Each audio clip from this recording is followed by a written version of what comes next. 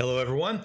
My name is Todd Wall, and welcome to Communication Makeover, where we believe that intentional communication will lead to the breakthrough that you're looking for, both in your business and in your life. Today's episode, to me, is a powerful one, especially in Confessions of an Introvert. This is something I deal with on a regular basis. If there's a networking opportunity, I avoid it like the plague because of the anxiety that goes into that. But there is a strategy of getting over. When I do it well, I become somebody different. I have a specific strategy and an intention of going into that room in a specific way. And that's what this intentional communication unlocks. So this coaching session with Deirdre and Michelle, this is powerful stuff of identifying the little things that make the biggest difference. So let's jump right in. Here they go. Okay. Now, if you were to step outside of yourself and you became your own client, how would you help yourself to think differently about the networking? How could you ignite some kind of passion or what you're about to encounter that is enlightening or inspiring? Yeah, that's a great question because my networking is very rarely about I want a new client, right? Like it's not that.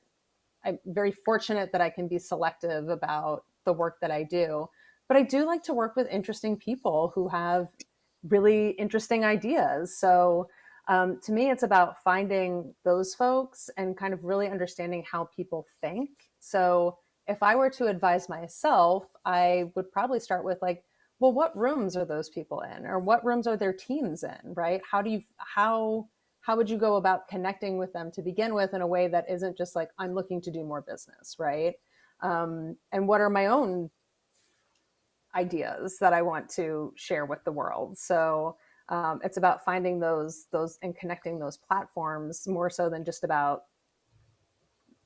more, right? More people, more business, more connections. Right, because even if you connected with a few of the right people, interesting people, that could go a long way into Absolutely. feeding you your goals of how you want to network, who you want to meet, what kind of work you want to do with them. So now ask yourself, what can you do so that when you hear about an event, number one, you might be able to frame it out in such a way that you can get to the meaning behind it and maybe pursue some of those goals. What could be Yeah. some of your prep work? I mean, the first thing that comes to mind is just like, what is the format of the event? Is there a really great speaker? Is there an agenda that isn't just like speed dating? Is it something more than like, two drinks in a nice venue? Because I think those events attract a different type of person than kind of the like just like hardcore networking events, right? So there's a little more time. There's something to connect about, whether that's a speaker or their topic, that kind of lets you know what the mindset is going in. So now I hear you choosing certain events. It's not, I'm going into all of these events. I feel a little more relaxation about Yeah. events, especially when you have choice. Does Yeah. having the choice to select and research and find the right speakers and know that maybe there are certain types of events that are better for you, well suited, and maybe others aren't, is that more comforting? Absolutely. And then even so much of it is just things that come across my plate, right? A friend of a friend mentions it. They have an extra ticket. And I think I've been in a mode of like, let's just try it. Let's just see what's out there. Let's make these connections. And I think that's a great thing. It has its place, especially when it's like a professional that you may not have the strongest relationship with when they're inviting you someplace. But now I have this like extra screen of like, okay, well, if I feel pretty good about the professional relationship here, but there's someone they really want me to meet, or there's a great speaker, or it's just a different thing than what we've been talking about, then that can help kind of push me over to like, yes, this is an emphatic yes, instead of like, yeah, I guess I'll see. Like, Right. And it seems as you're speaking about this, when it's somebody who's inviting you and it might be an opportunity, it's moving over to this could be fun and not so much, oh no, I think I have to duck I for have to go cover network. and stay in the coat closet. Right. Yeah. So there's a little different talk to me about what the fun would look like at an event of your choice, because it's your choice when somebody asks you to go and you say, yeah, I think I'm going to try this. Talk to me a little bit about the fun that you could Yeah. have. Yeah. I mean, I think the fun is in like meeting somebody who you wouldn't have met in another venue and like having that interaction that sparks something within you, right? That gives you a new perspective on what you do. Or, I mean, my favorite thing is when you meet someone, you start like exploring your kind of mutual connections and you realize you have all these people in common, but you just like got to the same place somehow. That to me is a great time. That's a great use of an afternoon. That's right. And it happens. Do you go out on social media at all? Are you networking on social media? A little bit. Yeah. Okay. And every so often, do you ever find somebody who surprises you and you keep in touch?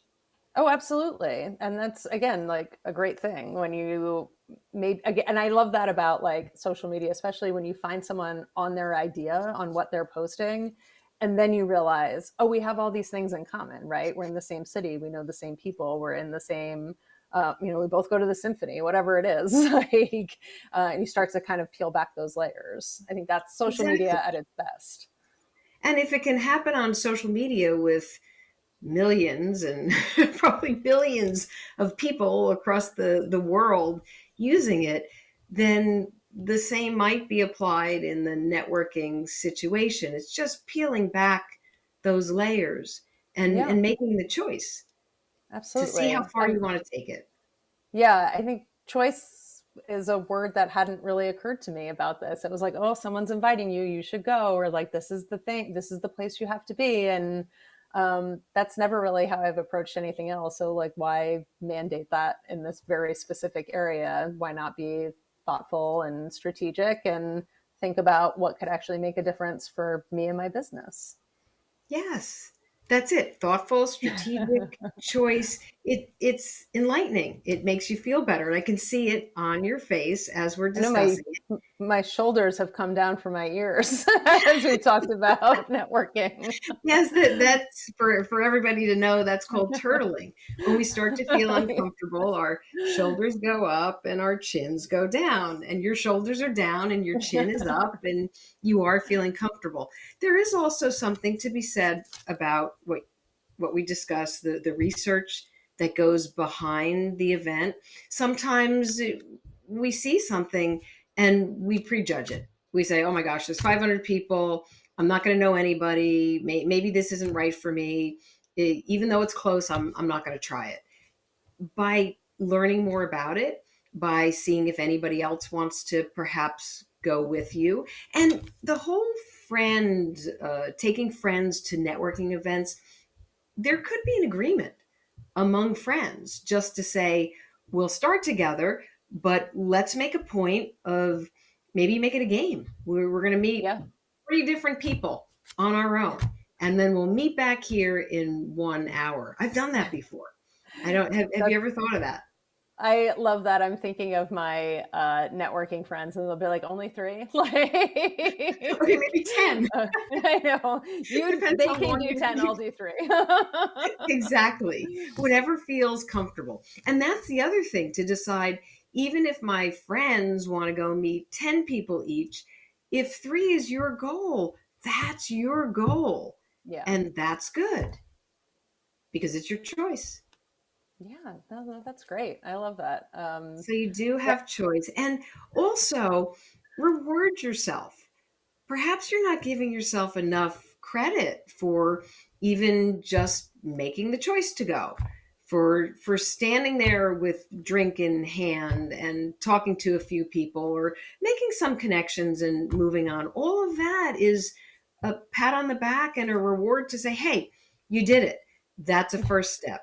But now yeah. what do I want to do next? So are there times that you perhaps should have rewarded yourself or patted yourself on the back, but you were a little bit hard on yourself? Yeah, that's a common theme with me in all manners of work is I strive for perfection, but good enough is often good enough. Okay. And can you see situations perhaps moving forward where good enough at the networking event would serve the purpose and you would just keep getting better and better?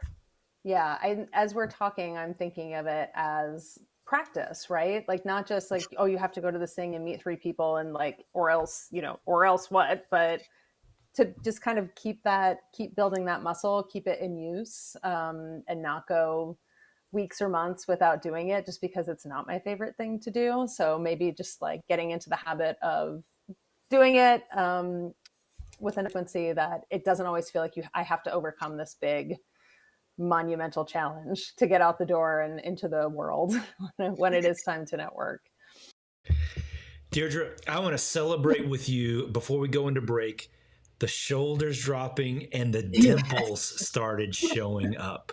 Her tension level completely changing because you created a thinking environment. Yeah, you were giving points, but you created an environment where she was discovering and she realized she could do this. Yes, and when you hear Michelle say an emphatic yes to an event and having fun, you know that a change has occurred. You saw it in her face. Yeah, it was so visible. I absolutely loved it. All right, and it's that visible change that coaching creates, and that's what we show on this show on a weekly basis. It's about the intentional movements you make to unlock whatever that communication environment is. But intentional communication creates the breakthrough that you're looking for. Stick with us. There's actually more.